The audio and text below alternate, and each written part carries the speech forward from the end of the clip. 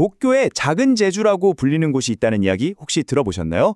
오늘은 도쿄의 한적한 동네 미카와시마에 숨겨진 그 특별한 이야기를 함께 따라가 볼까 합니다.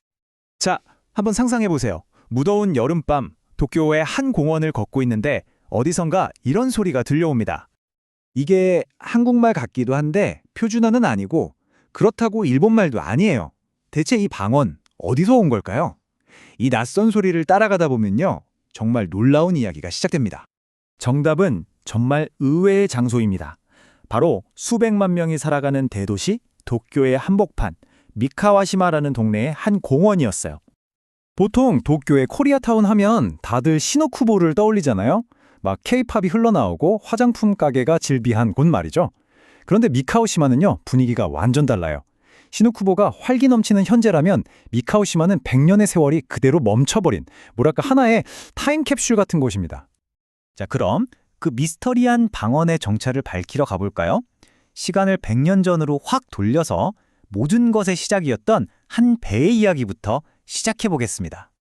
바로 이 배입니다. 기미가 요마루. 1922년에 제주도와 오사카를 오가기 시작했는데요. 이 배가 곧 거대한 이주의 역사를 상징하는 존재가 되죠.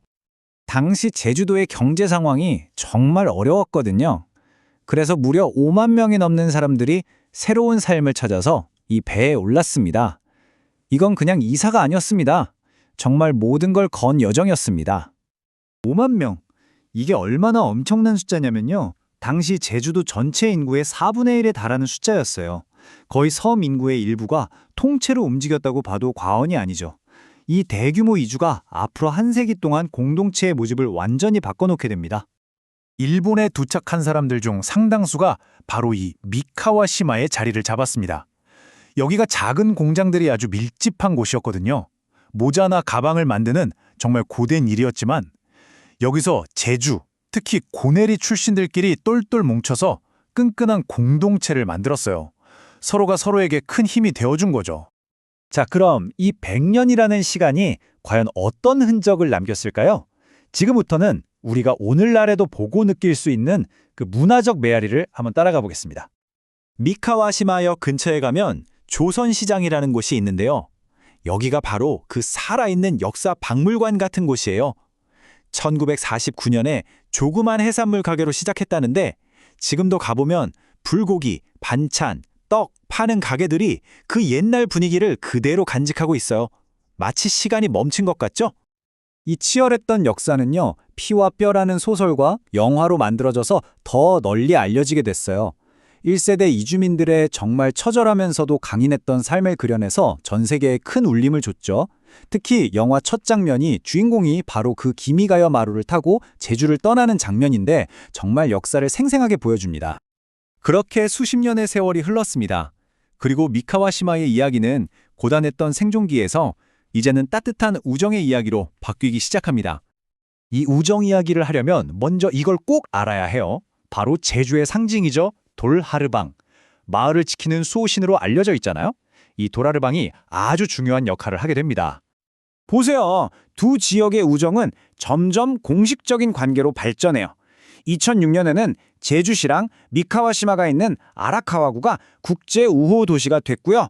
그리고 3년 뒤인 2009년 마침내 제주에서 아라카와구에 도라르방을 선물합니다. 지금도 구청 앞에 딱 서 있는데 이게 바로 한 세기에 걸친 역사의 상징이 된 거죠. 그런데 말이죠. 이 오랜 시간 동안 쌓아온 교류와 우정의 역사를 가장 깊이 있게 보여주는 건 어쩌면 한 젊은이의 숭고한 희생이 아닐까 싶습니다.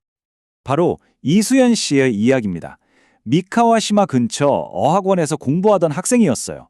2001년 시노쿠보 역에서였죠. 한 남성이 실수로 선로에 떨어졌고 이수연 씨는 그를 구하기 위해 한치의 망설임도 없이 선로로 뛰어들었습니다. 하지만 안타깝게도 두 사람 모두 들어오던 열차를 피하지 못했죠. 이 용감하고 이타적인 행동은 당시 일본 사회 전체에 정말 큰 충격과 감동을 줬습니다. 그의 희생은 국적을 넘어선 숭고한 인간의 상징이 됐어요. 두 나라 사이를 잇는 정말 강력한 다리가 되어준 거죠. 지금도 시노쿠보 역에 가면 그를 기리는 추모비가 남아 있습니다. 그러니까 처음에 우리가 들었던 그 공원의 낯선 목소리는 그냥 사투리가 아니었던 거예요. 그건 바로 100년이라는 기나긴 투쟁과 회복 그리고 우정의 시간이 담긴 살아있는 메아리였던 겁니다. 이런 이야기를 듣고 나면 문득 이런 생각이 들지 않나요? 어쩌면 우리가 매일 지나치는 평범한 동네에도 이렇게 발견되기를 기다리는 놀라운 역사, 즉 타임캡슐이 숨어 있지 않을까 하고 말이죠.